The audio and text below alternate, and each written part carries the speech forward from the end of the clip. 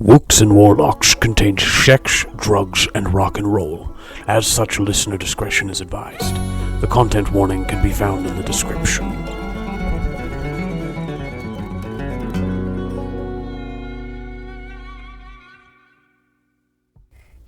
Hell's bells, all's well that ends well, and hopefully this does. Looks like the gang's found themselves in some sort of hellish version of Loon. If the real Loon is as wild as it has been, there's no telling what to expect of this upside-down version of the landscape in the world of Wooks and Warlocks. Hello and welcome to Wooks and Warlocks, a role-playing tour through the summer of love. In this podcast, we'll be playing out a story of adventure and magic using dice and skills to determine the outcomes of our actions. My name is Trey Miller, and I will play the role of Game Master for this journey. I am joined by three of the finest folks to roll the dice. Please introduce yourselves and your characters. I'm Anthony Ryan. I'm playing Xxxzantor, your friendly bugfolk ranger buddy. My name is Jessie Bennett. I'll be playing Granny Glenda. She's a half-orc, half-foxfolk rogue fighter. My name is John Lombardi. I'll be playing Elijah Woodstone, the Elk Folk Farm Wizard. On our last adventure in Wooks and Warlocks, the crew stepped through a portal, much like the time-space portal that brought them to the future. But rather than traveling forward or backwards through time, this portal sent them laterally to another dimension, a plane of existence similar to the hells of mythic legends. This plane was some sort of twisted upside-down interpretation of the world of Lund they had left behind. And as they journeyed through the portal, each of the companions in turn discovered new things about themselves, came to terms with their past actions and decisions, and made commitments towards their future. After landing in the abyssal plane beyond comprehension, the crew, which included King Kenzie and Harry Frills, made way, with stealth as their companion, towards a far-off site, a mountain, wherein it was hoped to find the fortress of the gods, the dark gods, that is, those that had remained in Lund, wreaking mischief and mayhem for millennia, while magic and good suffered on the surface world. The team managed to make it closer and closer and closer to the bastion of darkness, without alerting anyone to their presence. But just as the fell tower came into their sights, a flock of patrolling beasts caught sight of the crew and made their way towards Elijah Woodstone, Granny Glenda, Xxxzantor, King Kenzie, and Harry Frills.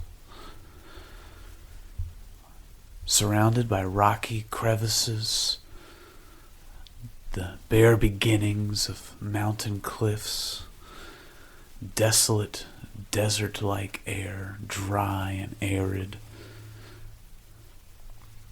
Screeches could be heard on the wind as the demonic, bird-like beings, chittering and jabbering madness, came towards the crew.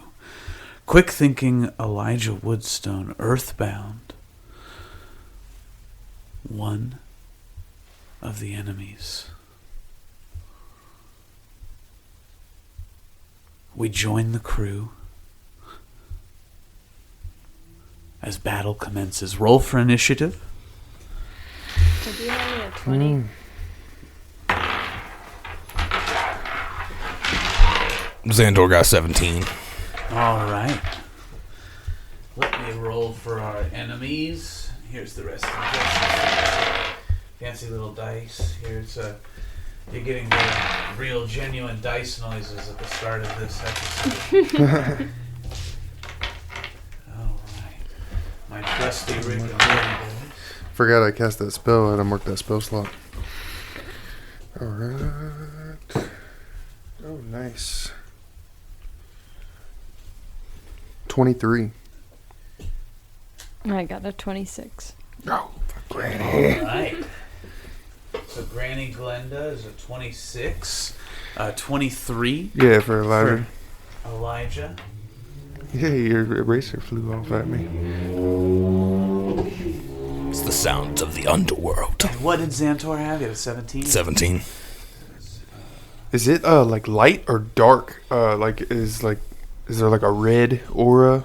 Yeah, Like I picture it being like reddish and dry, almost like you're on Mars, but this is still Lund. So everything we've pictured about Lund so far, and I guess, we have the advantage of this drawn map. We haven't really shared it quite enough, but it is somewhere on the internet. You can find it, but essentially we've gotten off. If we were to look geographically and assume that this upside down plane is the same as Lund, we've gone off the road into the swamps to find the gathering, which we've been on sort of a U-shaped path going from the northwest of the continent around a mountain range, through the Beast Beaches in the south, across fields and into the swamps of Sacrilege, moving through the Horseshoe and back up as we go into the swamps of Sacrilege. We're cutting now northwest into the mountains that we've been avoiding this whole time.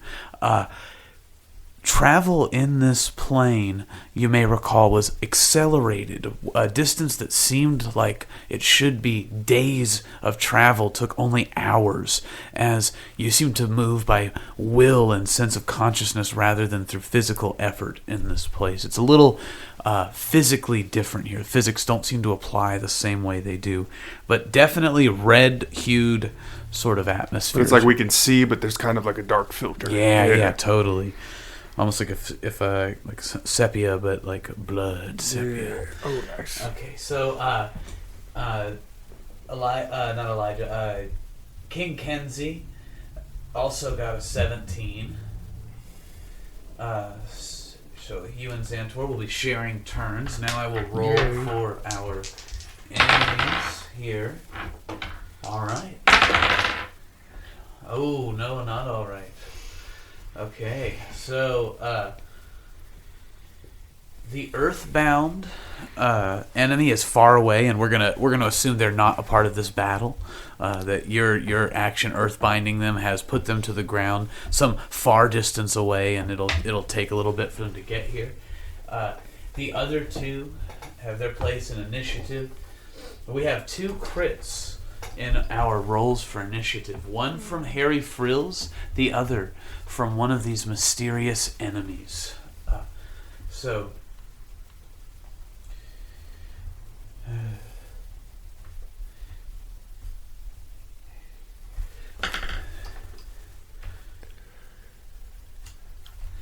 going to roll off to see which one of them goes first.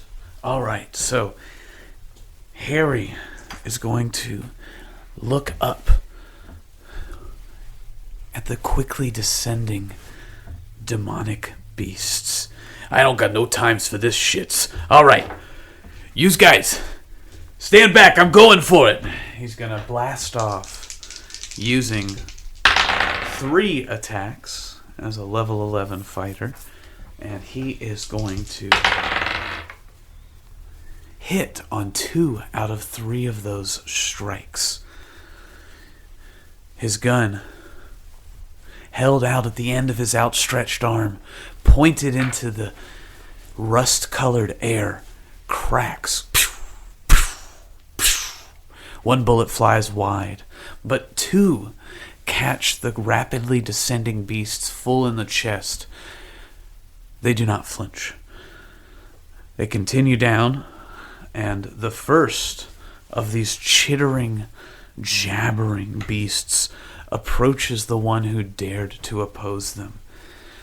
As they approach, you hear a sound. How are you guys arranged? Like, are you kind of all bunched up? Do you imagine that you're spread out a little bit? Where do you guys see yourselves? I imagine Granny Glenda was probably on the back.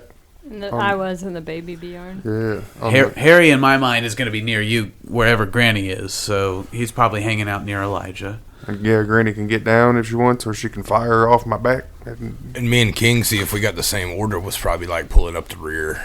I see that. That makes sense. So I would imagine you guys would... King and Xxzantor are far enough away that this isn't going to affect them. But as this first jabbering demon swoops in, a sound hits your ears. It's almost like the sounds that you hear whenever Drake and Xxzantor are speaking. But whereas Drake's speak seems to have some sort of cognition and coherence to it, this is pure madness in vocal form. The gibbering causes you to make a Constitution saving throw to see if you are able to overcome the madness of the jabbering. Me and Granny? Yes, and we're going to do that for Harry as well. And this is a Constitution save, so Harry did save with a 15. What did Granny Glenda get? A 4. Oh, no. 14? Okay, that's a 14. You're good. That is the DC of this save. So, because you have saved for this once, you have advantage should they try to enforce their will on you again as an ability. This is an aura that goes off of them, and they can also use a screech to send it out a second time to make you take the saving throw again. But for now, you're safe. It swoops in, and it is going to bite and claw at Harry Frills. Let me roll for those attacks. The bite hits. The claw misses. Harry's going to take 2d6 of damage. Oh my goodness, that's a 6 and a 5 plus 3. So he's taking 14 damage. Oh, fuck! You see, he's bleeding. It's bad. He's hurt. It is now Granny Glenda's turn. Granny Glenda, because you failed your saving throw, you're going to roll a d4. Well, you'll take your saving throw at the start of your turn. So okay. Let's see if you save. You're going to need to roll a 14 to save from the madness of this chattering. 10. It's with your Constitution bonus added? Yeah. All right, so you attempt to shake off the madness that you are under, but it fails. And now you're going to need to roll a d4, and that's going to determine how you spend your turn. I rolled a 3. Okay, so with a 3, you're going to go into a random direction and just walk as far as your movement will allow you. So I'll go ahead and see which way you're going to walk. So you're going to walk... All right, you're walking to the south, which is to say you're walking away from the big castle in the direction that you came. Your full movement speed of 30 feet. As you move outside of the aura of the jabbering madness, you come to your senses, but you no longer can act this turn. It is Elijah Woodstone's turn. All right, how many? What am I seeing here? Yeah, so 4 demonic, bird-like beings, chattering madness, are swooping down. 1 is within melee reach, attacking at Harry Frills. 3 are still in the air, about 20 feet above you, swooping down. We'll say 20 feet above you and about 10 feet away, so a total of, however that trigonometry works out, like 30 feet. All right. I'm going to... Are the 3 that are a little farther away, how far apart are they from each other? They're actually kind of grouped up in like a sort of flying V swoop formation. I would say that there is probably 10 feet between the lead of the 3 and 2 behind, or the 2 that are behind in the V formation, making a triangle where each of them are about 10 feet apart. All right. Well, I'm gonna get my line of sight to where 2 out of the 3 of the V are in a line together. All right. And I'm gonna cast a lightning charge out of you see my metal arm starts to like crackle. All right. And shift and move, and then a charge comes out the end of it and shoots a lightning bolt up at him. Is that something that they roll for? Yeah, it's a dex save of 17. All right. They do have advantage on this, so they're rolling. So one saved and the other failed. So how much damage is that going to be? That's a lot. Let me get the dice. How do I get my little dice out here? There it is. It's going to be 8d6 worth of damage. All right. Clickety-clack, clickety-clack. And so the one that failed takes 34 damage. Okay. And the one that did not takes half, which is 17. Okay, now, as you hit them, let's see here. Cast it at that 4th level. So you said how much damage? Oh, it was 34 actually and 17? 9. It's supposed to be 9d6. So is there an additional... Actually, no, I'll just cast it. The 8d6 is the level before. I'll just cast it at the 3rd. So that's perfect. 34 and 17. Okay, so you are confident that you just dealt them a devastating blow. And, in fact, you do see them screech. They turn into cooked chickens? Quite the opposite. They look infuriated and unfazed. They swoop down with a vigor, now hoping to target Elijah Woodstone. Xxxzantor, Yep. You see these demonic beings swooping down on the party. You are back just a little bit from the rest of the group, so they are roughly 50 feet away from you. I think I pissed them off, guys. Did that what? Yeah, he looks over at Elijah. He's like, did that not have any effect? Like, what was that? It had to have hurt them, but they did not seem to care. Hold fast, we can handle this. Use your crossbow, Xantor. All right. So he whips out his crossbow and fires it. With a natty 20, the hand crossbow 33. Hey, cool. First technical difficulty. All right, let's get back that energy in the moment and action. All right, Xantor, so you rolled a natural 20? Yeah, 33. All right. So with that 33, that natural 20, you see your crossbow bolt fly through the air.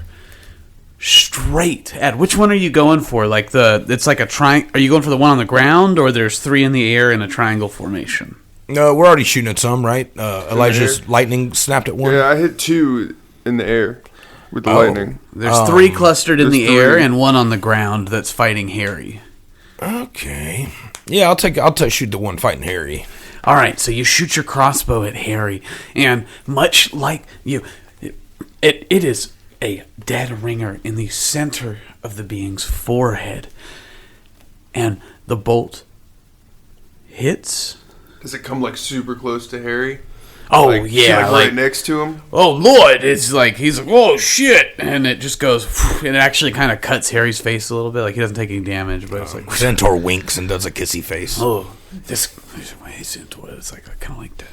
I got you, bro. All right. And so the arrow, it hits, sinks into the flesh of the demonic being, and disintegrates. As though... The bolt disintegrates? The bolt is gone, and there is no sign of damage. I believe you have an additional attack for turn, but that attack was utterly ineffective with your crossbow. Shit. All right. Well, he's got his gun, and he picked up those new crossbows from Granny, the space bow things. What were those again? Those are I don't know if Xantor's even read his the note. I know in game that's or out of game that's stuff from his grandpa and stuff. Sure. He would try to reach for those just out of instinct. I think he'd probably have them on his back piece and be hey, this crossbow's not working. Let me try to grab this other one. So are you going dual wield, or are you just pulling out one? Fuck. I guess Xantor would legit like throw his old crossbow on the ground and then dual wield the two. All right. He's gonna So you switch your weapons mid-battle and prepare to shoot. However, it is an action to switch your weapons, so we're gonna kind of fudge the flavor a little bit and let you re-equip with your second attack. Is there like different cover or anything around? There's like a rock or something. Wasn't there a boulder? Yeah, there's rocks, sort of boulders and sharp, jagged outcroppings all over, and you could take cover behind something and get like some half cover. Sure, Okay. that's an option. Yeah, I think that would be like his whole like movement process was like getting over to that rock, or shooting, seeing it has no effect, getting over to that rock, like laying down his one crossbow, looking at the two new ones, and like, these new crossbows, do they like have any kind of glimmer in this kind of environment? Do they stand out in any kind of way? Well, I mean, they they not necessarily a glimmer, but they are charged with that alien energy that permeated the ship that Xantor's parents operated. It is much like the way that the Blaze Slicer glows when activated. You see that these crossbows have it's like a chamber or a cell inside of it that's pulsing with that same light and energy. You have not yet activated the bows or used them, so we don't know what that looks like yet, and we'll get there when we come with it. But yeah, they definitely, like, you see a chamber of contained radiant energy. Okay, yeah, he's kind of like, this is like the first time he's actually taken a close look at these things. Yeah. So he's just, so I can describe them to you for sure. They have like a contoured pistol grip handle designed to fit Xantor's, because you have like a sort of 3-finger appendage. Yeah, a little thing, weird right? bug hand. Little weird bug Facts. hand. So this fits your little weird bug hand ideally, and it allows you to grasp and pull the trigger while maintaining a tight functional grip with your lower phalanges. And you're looking down at the trigger is designed for rapid function, to be certain, and you see that it is not like the revolvers or pistols of this era that you are in now, but not so different. It looks almost like your hand crossbow you already have, but instead of a bolt, you see a collection of sort of mirrors, lenses contained inside of metal housings, arranged where you would typically see the tail of the bolt, and you see that the front of the hand crossbows has some sort of a magnifying lens to the side, on each side where you would typically see the pins that hold the tension wire for the crossbow. Instead, there are more of these refracting lenses and mirrors. It all seems to center around that charging, pulsating core that, as you asked, yes, is sort of giving off a little bit of energy. Not really glowing in this atmosphere. It would glow the same way anywhere. Okay. Thank you. That's your turn. It is King Kenzie's turn, and he looks around. He says, "Hold fast, friends, 'tis time for war." And he is going to reach inside of himself for divine energy and fill the air around him with a blessing. And he is going to bless each of the companions. You're going to add a D4 to your attack rolls and saving throws for the remainder of, as long as he remains concentrated on this spell. And then he, like Xantor, is going to take cover behind a rock. He says, "I am watching you, but I must stay safe so that I can hold you strong." And then it is the beings' turns, these jabbering creatures. There's not going to come a natural time for their name to come up. I mean, I guess I could bring it up in conversation later on if you guys break into the Citadel. But these are Jabbervrocks, so I'm just going to start calling them their names. Jabbervrocks. Hellish combination of fictitious lore dragons and fictitious demonic bird beings. So these Jabbervrocks come down, the 3 in formation, moving swiftly towards the party. As they approach, they go in turn. One to Xantor, one to King Kenzie, and one falls upon Elijah Woodstone. And I'm going to need you each to roll your Constitution saving throw. Elijah, you are making this Constitution saving throw with advantage because you have experience with this. All right, so King Kenzie is able to save. We're getting that 20. Xantor is able to save. 14. 14 is the goal. You have saved. You are all free from the effects of the Jabberwock's chittering aura. And as they approach, they are going to attack. They make a multi-attack twice, once with a bite, once with the claws. The one attacking Xantor, the bite, swoops down towards you, and the hooked beak of the Jabberwock smashes upon the rock to your side as you duck low behind it, but the claw wraps around the stone to gash you across the chest. You're going to take 2d6 damage. Let me find my d6. Where are they? I just had them. Oh, there's a couple out here. Ah, there they are. They were hiding on the other side of the DM screen. All right, so you're going to take 10 damage, Xantor, as the Vrock slashes through your chest. I suppose I shouldn't assume that the second one hits. Does a 20 hit, Xantor? That's my armor class. Okay, so that means it does hit, just right? hits. Yeah. So, Correct assumption. yes.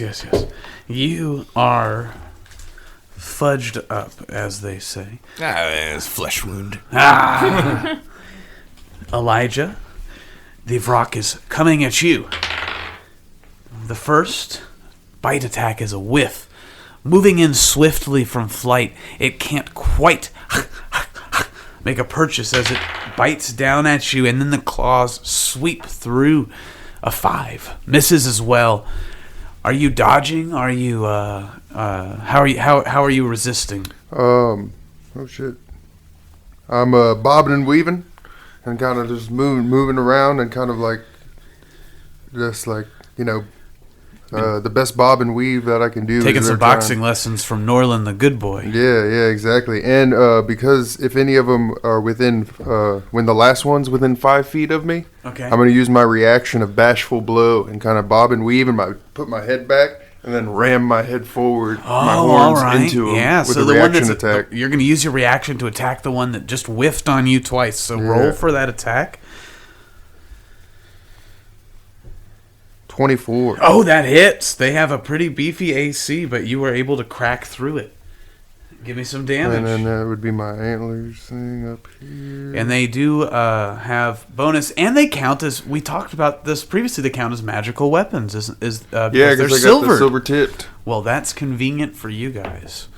5 points of damage. All right. Oh no, 5 plus 4, so 9 points of damage. So as you slam, am I remembering that you're also adding your intelligence to melee attacks with your... Oh yeah, with my hat. Yeah. So Yeah. So that would be man, what is that?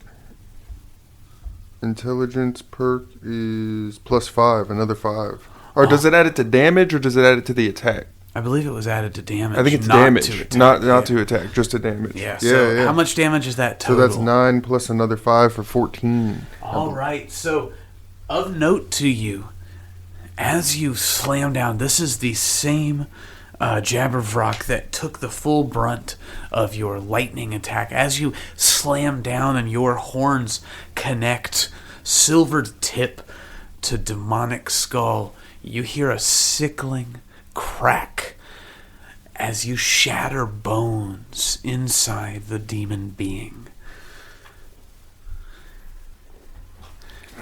That's a good reaction right there. I haven't got to use that much. Yeah, it's been a while since that's come up. I do a lot of distance attacking, so like getting up close and personal like that, I forget about it. Well, you have a little bit more AC now as well because of the nanobots, if I recall correctly. So you're becoming the spell sword of It is, there's one more attacking, and it was going at King Kenzie. Oh, Lord. Oh, no, that's a critical hit. Yeah, so 2 hits with one being critical. Let's see here. Oh, man. So the first hit is 8 plus 3, so 11 damage. And then I'm going to need to roll 2d10 for the crit. 11. Oh, no. I don't even know how much health King Kinsey has. So he's taking 31 damage as the rock just bites and rips at the flesh of his neck. It slashes and tears at the flesh of his chest. And he's going to roll a concentration check to see if he's able to maintain concentration on that bless spell. He is not. And you feel the divine energy that was suffusing you, or that was holding you up, go a little weaker. It is now the first rock's turn, who is doing battle with Harry Frills. Oh, I think Harry went first, so Harry's going to say, Jesus, I don't know what to do here. I got very little that can help, I think, but I don't know, maybe one of these trick shots will do something. And he's going to take his gun and he's going to attempt to shoot out the foot of the rock, hoping to trip it up even if he can't do damage to it. And that is a hit. He deals no damage, but the rock mysteriously falls to its knees and is now prone. Harry looks back and says, I'm doing the best I can, but we got to figure something out so I can do something. And he's going to run back to where King Kenzie is and attempt to flank the jab of rock that is attacking King Kenzie. It is Granny Glenda's turn. I'm guessing I'm 30 feet away from, like, King Kenzie, and You're not 30 feet away from King Kenzie. You're 30 feet away from where Harry was. Harry is, where Harry was. So Were you still on my back? Or did you hop down? You're No, probably I got 10 feet away from King Kenzie. Okay. Because you were going back the way that you had come from, Okay. which would have been past Xxxzantor and King Kenzie. All right, so I'm gonna go. I'm gonna activate the Blazeisa and go after the one that's attacking King Kenzie. Because are you sneaking up on it? Are you using stealth, or are you just approach? Well, you would have advantage either way because you're flanking it, and Harry Frills is flanking it with you. So no need to sneak to get a sneak attack. Now that I think about it. Okay. Okay, does a 27 hit? A 27 hits, and because it is this creature's first time being hit in combat, and you are an assassin, that will be an automatic critical hit. Okay. And I'm gonna hit him with my other attack and my bonus action as well, so should I just go ahead and roll for that too? I suppose so, yes. This will turn you back visible. That's fine. I don't think I'm... okay. You turn invisible when you get a critical hit. Critical hit, yeah.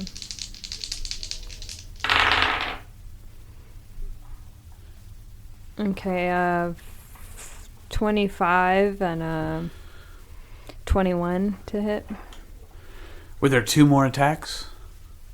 It was first attack, I get a second attack now, and then bonus action offhand. Okay, great. And so the offhand is going to be your knitting needles? Right? Yeah.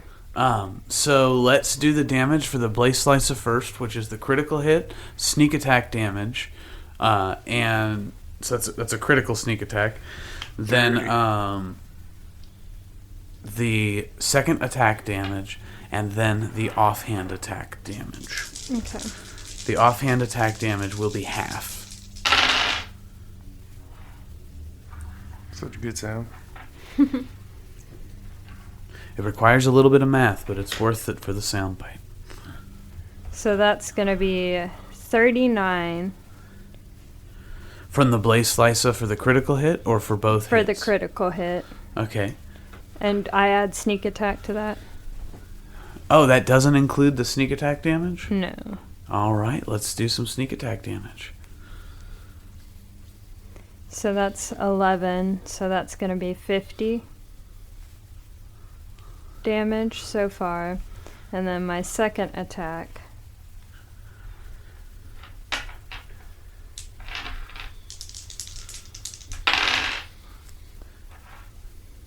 is going to be 11. So that's going to be 61 damage total. All right, so you nearly slice this being in half with your attacks. Describe that for the class. Yeah, so she's just going to walk up and kind of look it in the eye and be like, no more, not here.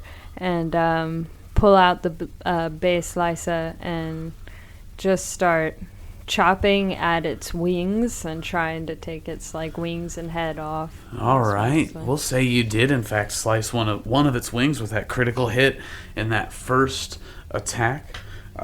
It is now Elijah Woodstone's turn. Elijah, you are being pressed by the Jabberwock that you have done the most damage to. It is right up on you. I'm going to keep my defensive stance going. And how far is Xxzantor from me? Is he within 30 feet? Xxzantor is within 30 feet of you. He's about 20 feet away. So, I'm going to see that he's using his family crossbows. Uh-huh. And, get real excited for him at the same time, defending from this creature, from hell, this hellish beast. And I'm going to be, defending myself with, my arm in the air. And then my middle arm is going to, start to glow, white from the shoulder. And, like a glowing that moves down. Almost like a... I don't know, the size of a softball, I guess, just going through my arm. And then it comes out and gets small out the end, and it an orb pops out and starts floating over to Xxzantor. And then it pops over his head like a little magic fair dust. And he gets all jacked up like he's on some good drugs, and I can just cast haste on him. Oh, he likes that. He likes that. So, during his next turn, he gets double his speed. He gets +2 to his AC and has advantage on dex saves, and gains an additional action on each of his turns. And it lasts a minute. When it wears off, you will have one turn of being incapacitated. Yeah, after a minute. But hopefully the battle will be over That's by 10 then. turns. Yeah, 10 turns. Yeah, he's looking down at his crossbows, hiding behind the rock, and he sees you do this, and as soon as it hits him, his eyes look at you and then flash that little dragon thing, and they get all kind of fiery looking. Yeah. And then I'm just gonna use I don't know if I can bonus action anything that would be worth a damn right now. I think I'm just going to leave it at that and wait for this guy to try to keep beating me up. Sure. And I can use that reaction attack again for later on. Totally. It is now Xantor's turn. All right, I've been wanting to call in Drake because it's I can ride him. I know I can ride him. I know we can't fly yet, but I do want to get him with me right now. Xantor's thinking about, man, I wish Drake was with me, and so he remembers this summoning call that he used to do back in the woods, where he's Aah! He looks up into the sky and Drake. And Drake is there. He has never been far. All right. Do I need to use a summon beast? No. Quick. Okay. No. You're a Drake warden. Your Drake is there. Oh god. So I jump up on Drake and I pull out I'm looking at these gold crossbows and I'm like, come on. And then that's when he notices, as he's aiming to fire, he notices on the side of it, it's got etched Papa's Pride. Correct? Yeah. Okay. So as he's aiming to fire, he sees that etched on the side, and he's like, "Oh, baby, it's just perfect." So yeah, he fires both those at the same time. So you are riding on the back of Drake on the ground. He swoops down, and you leap upon his back. It would be an action to mount Drake, but you are hasted, so you get an extra action this turn. So you can now use your normal attacks. You can attack twice with your main hand and once with your offhand. And then it's up to you if you want to use that action surge. Does that intimidate the Jabbervrocks? Is it your intent to intimidate them? Roll for intimidation. Yeah, because they're like kind of like Drakey looking things, right? You said they kind of look like Drake. They're more bird-like than anything, but yeah. Go and ahead. He's better, right? Like that's what you said. Like he's all. Well, maybe you did. I think that Xxzantor thinks that. I didn't say that, but it's not non-canonical. Okay, well, like that was kind of the intent. Was like let's show these Jabbervrocks who's the real Jabbervrock. You like, yeah. All right, and Drakey Drake's Vrock. like, oh, he's a Drakey Vrock. Oh and my he God. roars. Yeah, so I was just trying to scare him a little bit, but now I'm really going to scare him because I'm going to shoot him in the head. Did you roll for intimidation? I want to see if they're intimidated. Oh no, I didn't. If you fail, it's gonna it's different. I've got bad intimidation, which is why I rolled a natty 1. But Drake is not me. You know. So you want Drake to roll for intimidation. So you're like trying to be intimidating on his back. And you can roll for Drake as well, and we'll give him a +6 to intimidation because he's a drag. Well, I've got I'm even, so I got a 3 still. It's a 9. You guys are new to this. This is your first time riding Drake into battle, and so in your mind you're leaping onto him, and you kind of when you leap on, like you actually one of his scales kind of catches you in your groin, and you're not quite settled, and you got this uncomfortable look on your face, and Drake's uncomfortable because his scale is stuck in your cloaca. And so you guys are having this weird moment, and you're yelling at him to charge, but Drake is trying to get you dislodged from his scales. That's how you lock in. That's so the moment isn't quite as dramatic as you were hoping, but you do leap onto the back of Drake, and you still have your turn to attack and everything. So all that uncomfortable shit happens. He sees the Papa's pride, and then it like settles. He settles in his seat and he fires. First shot for a 26 to hit. That hits. All right, damn it. And as you shoot, you pull the trigger in the way that you are accustomed to firing your crossbolts, and the energy cell charges and moves upward, positioning itself where a crossbow bolt would normally sit. It emits a light backwards that is reflected forwards, and energy, ruby red, comes from each side of the crossbows, receiving perpendicular lenses, and from that energy bolt a streak of light comes out and zooms towards your enemy. What color is that streak of light? Purple. All right. So the purple beam of light passes through the red refraction beam, shooting right into the Jabbervrock. Give us some damage on your first hit. 14. All right, let's repeat that a couple times. Which one were you shooting at? I'm still looking at the one who was attacking Harry initially, that same one. All right. And then, so he's got Vex too, Xxzantor, so if he gets advantage on his next shot if he hits anybody. That's great. That's one of those 5.5 rules. You can use that. That's fine. So 33 hits, I imagine. A 33 does hit. Some more damage. 12 on that one. All right.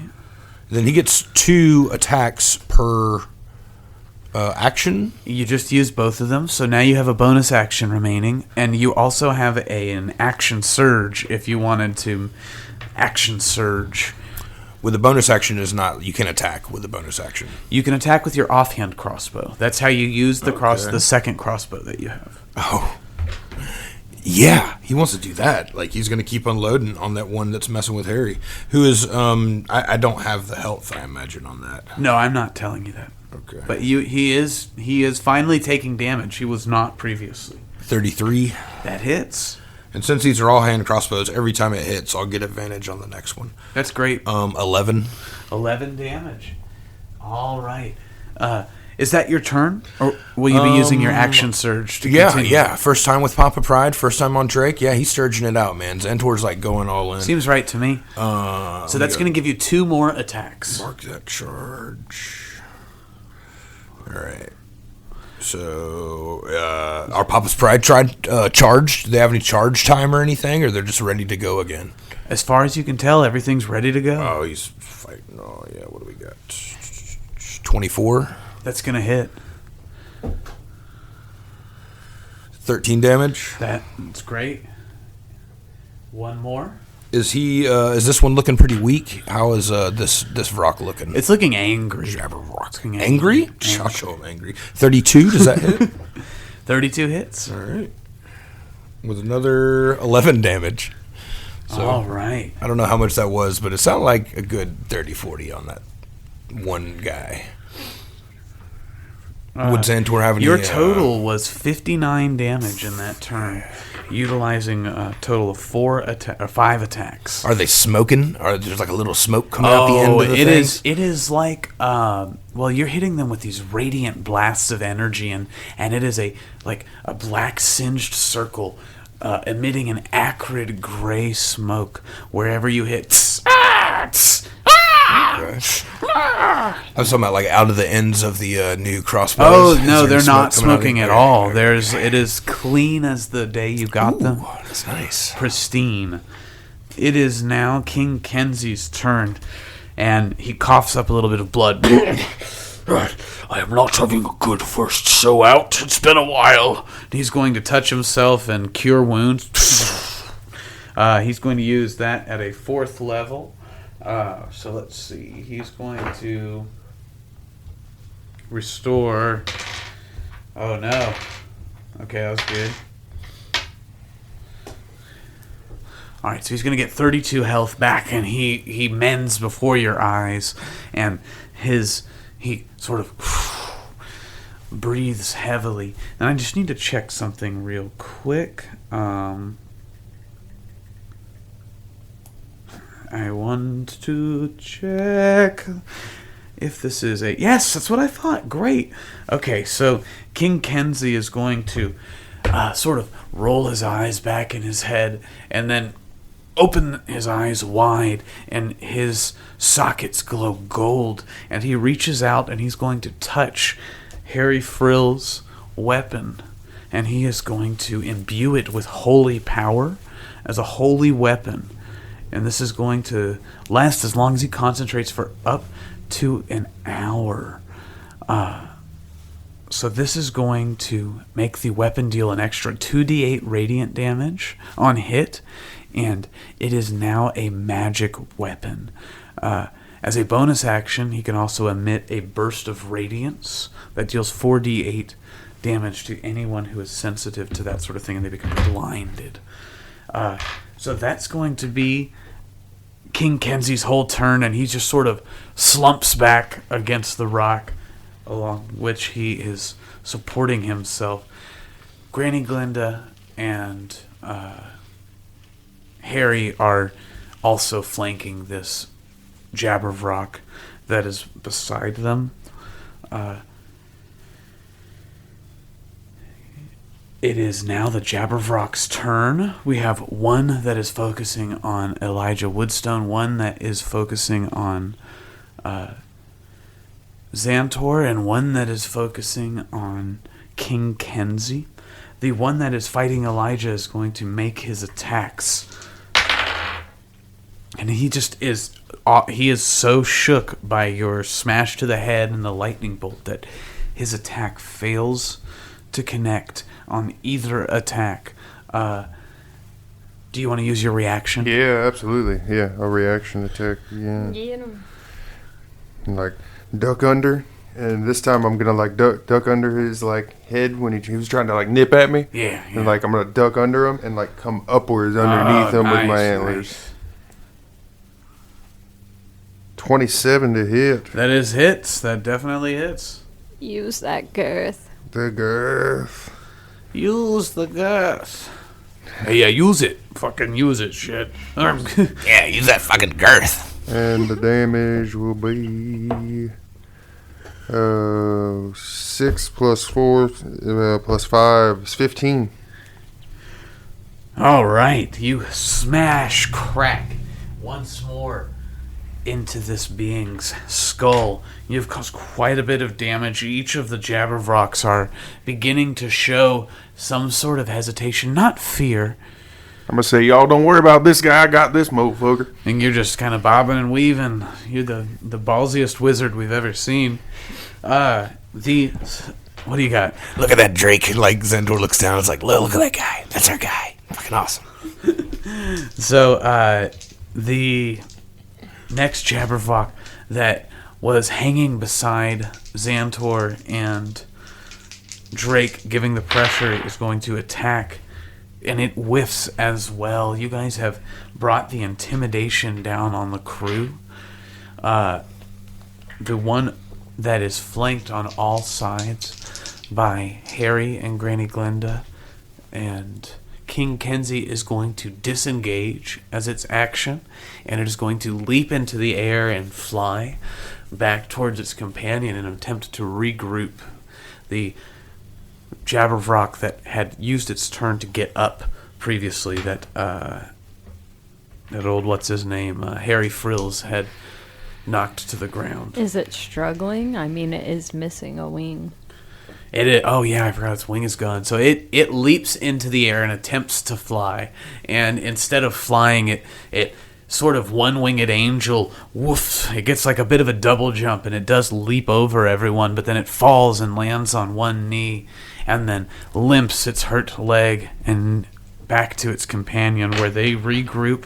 The first Jabberwock to make contact stares at Harry. Harry looks up from his position next to King Kenzie and looks over at the Jabberwock assaulting Xxzantor and the two Jabberwocks regrouping in the distance. He chooses to attack the one attacking Xxzantor.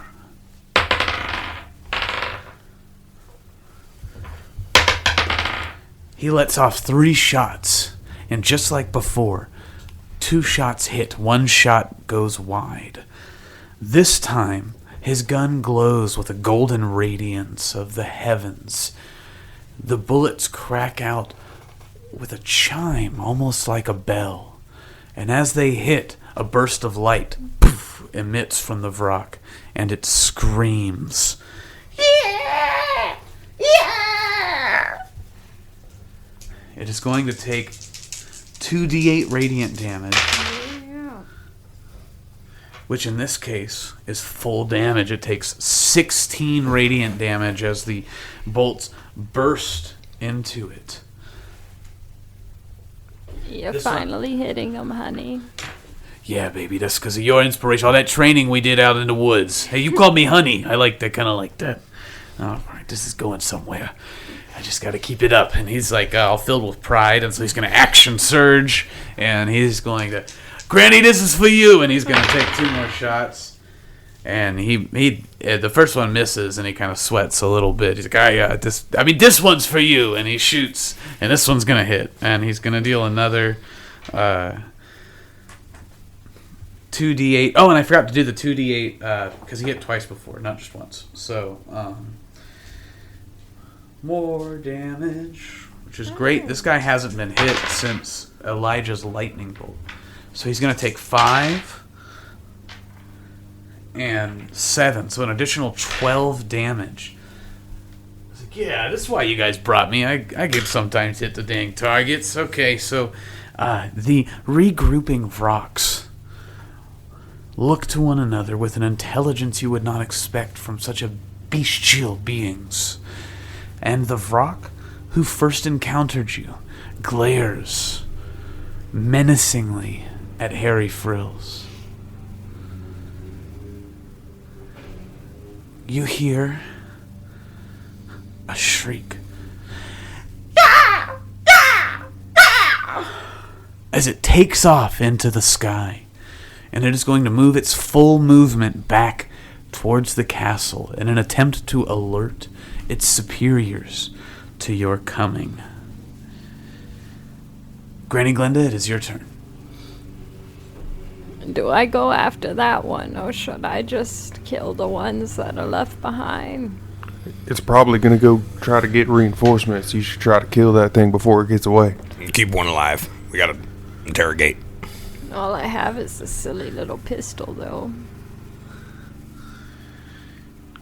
Hey, Granny, take this. And Harry's going to throw his holy weapon towards you. He says, you already got the frills. Now take the thrills. Oh my god. Or just blushed out Granny. Oh, dear. Roll for dexterity to see if you're able to catch the gun without laughing.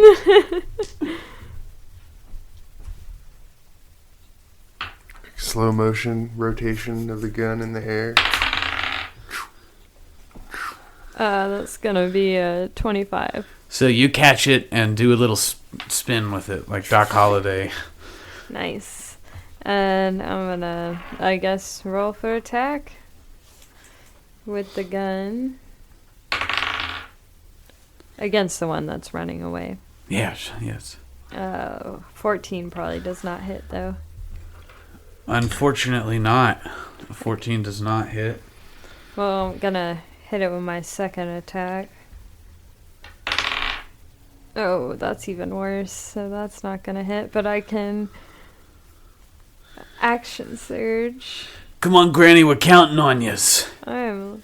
These guns are cursed, sweetie. I now see the problem you're dealing with. Hey, it's the thrills. Maybe I need a new gun. I don't know.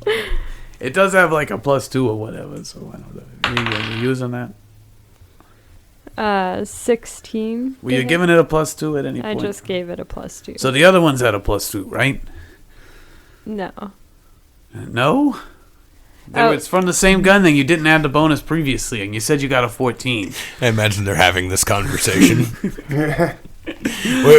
So, me and Drake are just like, meh. so whatever you rolled plus your dexterity bonus would additionally be a +2.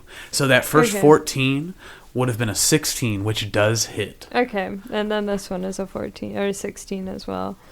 All right, And so then I think you have 2 hit. Well, you have one more attack. one more attack. Kill it with fire. Have we tried fire? 17. Nice. All right, so you're going to deal a total of 6d8 damage. We're just gonna You're going to use in the here. fancy thing here. I'll roll some proxy dice for it. think you. There we go. What were those dice that we just rolled? 27. All right. Let me add up some damage here. You counted all those pretty quick. How far away is he now? He's 30 feet away from 20 feet away, so 50 feet away. All right. Let me do some math. 37. And crew, y'all can correct me if they're all flying, right? They're flying away. All Just the the ones? one. Only one has flown away. Is the one that's still attacking me? There's one still attacking Elijah Woodstone. There's one still attacking Xxxzantor. And there's one without a wing, so it can't fly. Yeah, and there is still one, like, theoretically in the distance that got smashed to the ground. It might have died from the thing. We don't know. I assume so. So it is, let's see, whose turn was that? Granny Glenda's? Yeah. So that makes it Elijah Woodstone's turn. All right. Well, I'm gonna. So the one I'm gonna see Granny trying to shoot that one that's flying away. That I said is probably gonna go get back up. At the same time, like this big one right in front of me, and I'm gonna charge my arm, and you see like the electricity charging in my arm again. And this time I'm going to like grab the face of the one in front of me. All right. And then, like, move its face in the direction of the other one. That way I blast the lightning bolt through both of them. Fuck. So this isn't a shocking grasp. This is just a prep for a lightning bolt. Yeah, I'm going to shoot the lightning bolt through. I just need to move his face in the How far does the direction. lightning bolt go? 100 feet. Wow. Okay, so you're trying to blast this guy's head off. Yeah. And I'm casting it at a 5th level. Okay, let's do some damage. It's a dex save of 17. I would say the one whose face I'm grabbing maybe has disadvantage. Or we can do a strength roll or something. Yeah, do a strength roll to see if he has disadvantage. Let's see. I do have to move his face, so yeah. Well, let's do the check. Strength roll first. Come on, baby. Where is that? There it is. So I got an 8. 10. All right, so that successfully move his face in with front. that with disadvantage, they each got a 2, so they failed really bad. Nice. So give us some damage. That's gonna be fucking 10d6. 10d6 damage against these 2 dastardly. Let me get a proxy roll. Proxy roll. Drum roll. Can we get a drum roll? Yeah. We love the sound here. All right. They are both going to take 42 points of damage. So the one that was flying away disintegrates. It no longer exists. The one whose head is in your hand is taking the full blast of lightning to the face, and it's going to take half damage because of its resistance.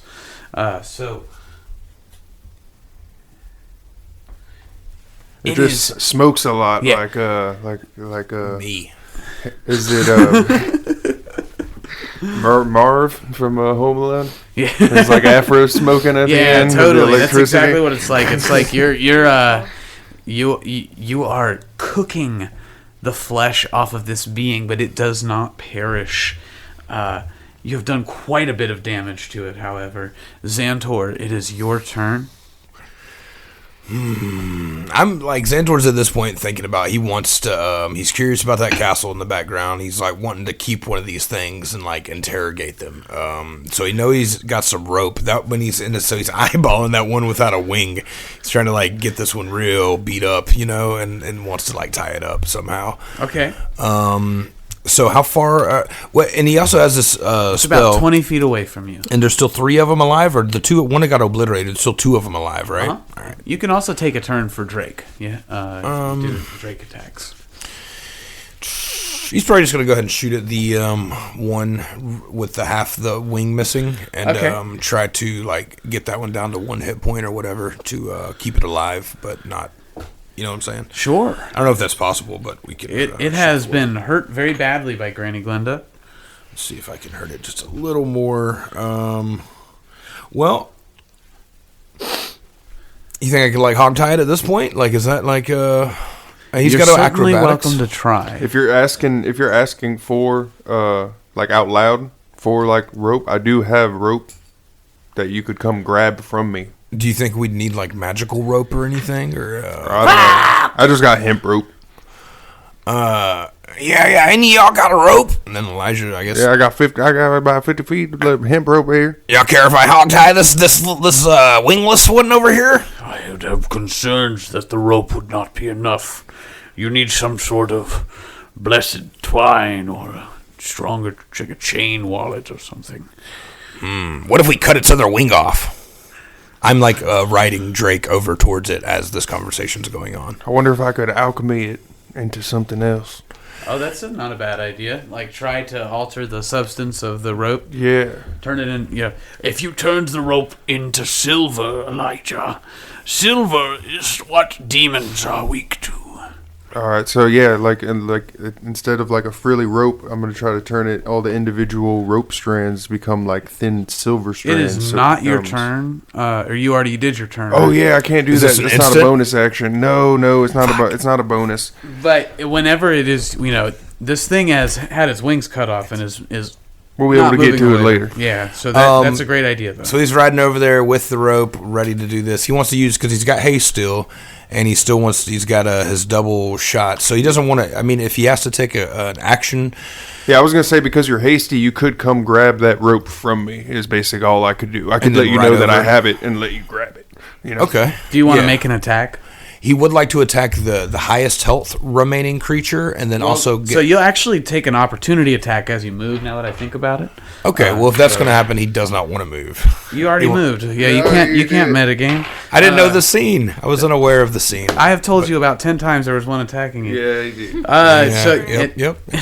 there's a 20 hits, right? We talked about That's this. my armor. Yes. Okay, so you're gonna take a little bit of damage as you go. Worth That's it. gonna be 13 damage. So as you're trying to walk smugly towards the one-winged Jabberwock, the one that is sort of back behind Drake's leg lunges out and beaks you, dealing a good bit of damage. Yeah, he doesn't even see this one because he's up so high on Drake and his beautiful mount. He doesn't even notice this petty little creature behind his leg. So I imagine at that point, Drake would take an action, would steal one of Xantor's actions and bite at that. He doesn't have to steal one of Xantor's actions. Drake gets his own turn. Well, would be part of Drake's turn, would be biting at this guy. All right, I rolled for Drake. Drake got an 18. All right. Do you know, like, what his... I think it's... 2d8, and you choose the type of damage. So what type of damage is it? So it'll be acid damage. That's like his preferred damage method. All right. It's good that it's acid and not poison. You want me to roll a couple d8? Yeah, roll 2d8. 12. All right. All right, so yeah, his Xantor's end goal is to get closer to the one that's down, take a shot, I guess, at the one that was attacking me, but he didn't even pay attention. So yeah, Are you gonna hit the one that was attacking you? Go ahead and attack. Yeah, once he gets hit by it. Okay, roll for attack. Sweet. And sounds of rolling dice.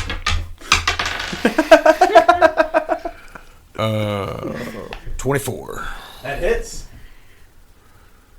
9 damage. All right. So you heard it. You have another attack. Are you going to use it? Yep. 18. That does hit. Give us some damage. You'd have to roll a 1 to miss, I think, right? 12. So they are all bloodied now. You see that the 3 remaining Vroks are backing away in fear. They are aware of the closeness of death. It is now King Kenzie's turn. And he is going to look at the retreating enemies. And he is going to reach inside of himself once more for divine energy.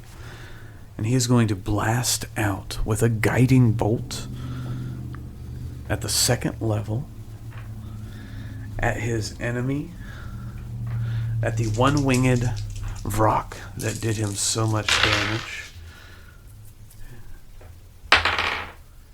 He hits, dealing 21 damage to this beast, and it now glows with a divine light. You see that it is severely crippled and can barely move. It is now the Vrok's turn.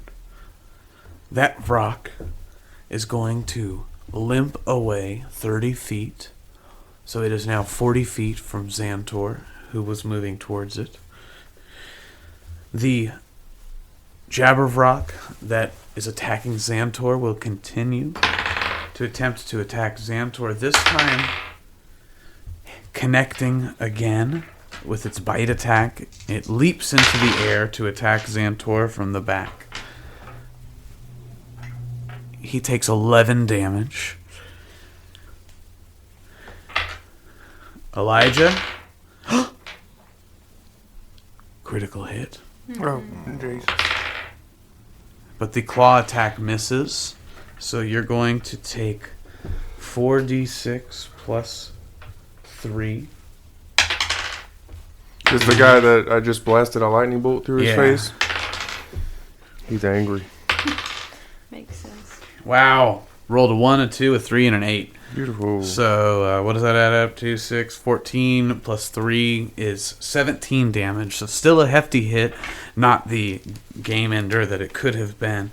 The Jabbervroks are scared. And Harry, seeing that they are on the edge of their will to continue this battle, is going to press the attack. He turns towards the closest Jabbervrok, the one that is attacking Xantor. Fires 2 shots. Each connects, dealing 2d8 damage. He has 1 more shot, but he's saving it in case they die. And they do.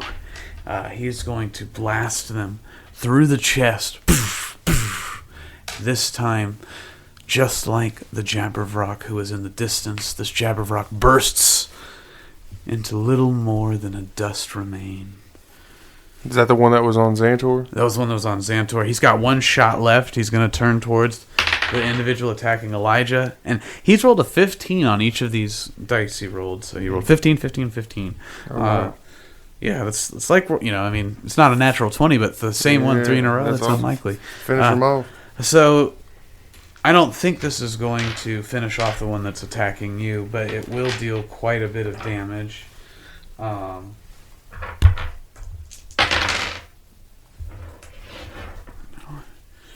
So it's going to deal 13 damage, and it is limping near death. Oh, I can still use my reaction. Yeah. If it's within 5 feet of me, because then I can try to finish it off with my do horns it. as Harry's doing it. Let's go. It's a new Tie it up! No, my instinct's gonna be death on this guy. Yeah, there's another guy that you're going to tie up. The one-winged one The one is still wing. limping away. I mean, Yeah. he's 40 feet away. We But need 2 of them to make sure the first one's not lying. We can threaten them. That's 16 to hit. 16 hits. Nice. Give us some damage. Damage. Plus 9, whatever it is. 2 plus 4 is 6 plus 5 is 11. Okay, tell us how it goes. Nice. So yeah, Harry shoots it, and it gets like distracted, and like as it turns away, like away from my hands, that's when I see the opening, and I just like horns right into its jugular, and just like rip out its throat with my silver-tipped antlers. The magical power of the silver-tipped antlers connects with the demonic flesh, and again, poof, the being bursts into little more than ash. The final Jabberwock is limping away. It is Granny Glenda's turn. So it's pretty badly hurt, right? Yeah, it's like it's about 50 feet away from you currently. 50 feet away. Well, I can bonus action dash over there. Mm-hmm. And I'll do that.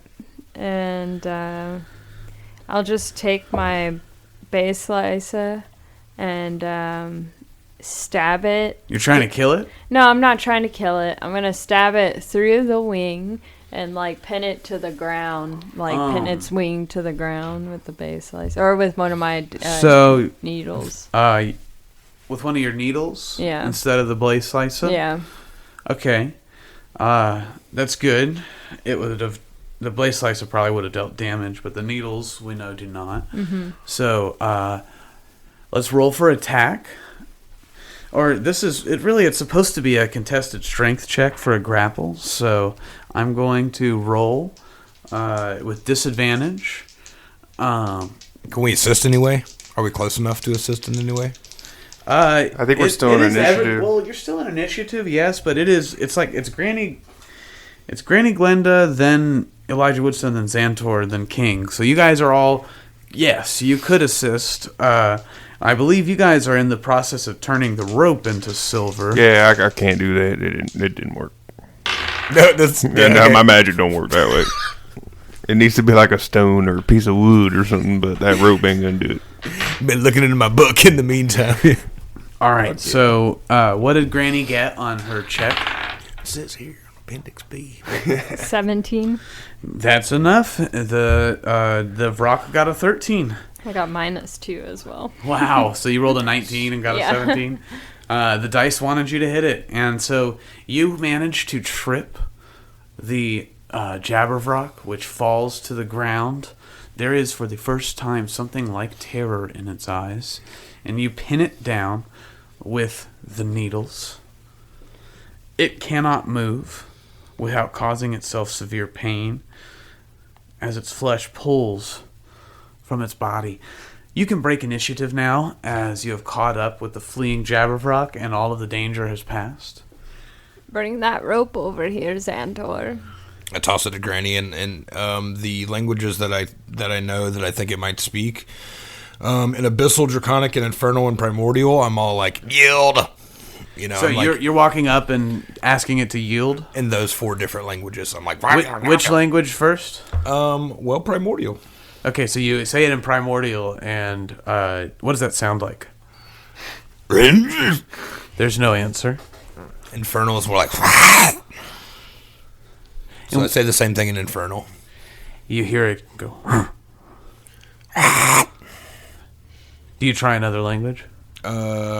Yeah, I go straight to Draconic, which we all know is like. Okay, and then do you try anything else? Abyssal. Okay, and you try Abyssal? Yes. You hear the response in the language that you just spoke. Abyssal? I yield. And we'll find out what happens next on the next thrilling installment of Wooks and Warlocks. Happy Valentine's, everybody!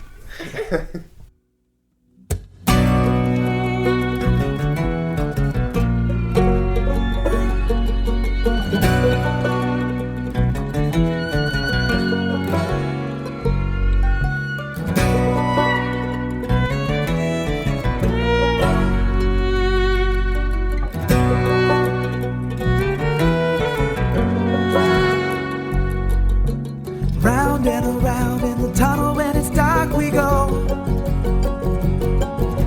searching through the rubble for what once was spark like a shout in the night. And the sight of the past, it can fill us with fear all night, though we know the wheel comes back after time. Oh, sweet time. And the soul will rise from the ashes. We will climb as we shout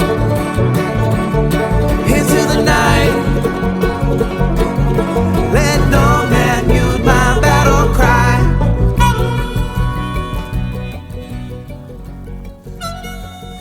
Wooks and Warlocks features Anthony Ryan as Xxxzantor, the Bugfolk Ranger, Jesse Bennett as Granny Glenda, half Foxfolk Rogue, John Lombardi as Elijah Woodstone, the Elk Folk Wizard, and Trey Miller as Dungeon Master.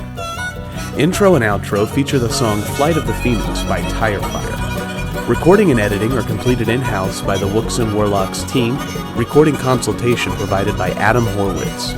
You can find us online at Spotify, Apple Podcasts, YouTube, Facebook, Instagram, and Discord under the name Wooks and Warlocks. Links can be found in the description.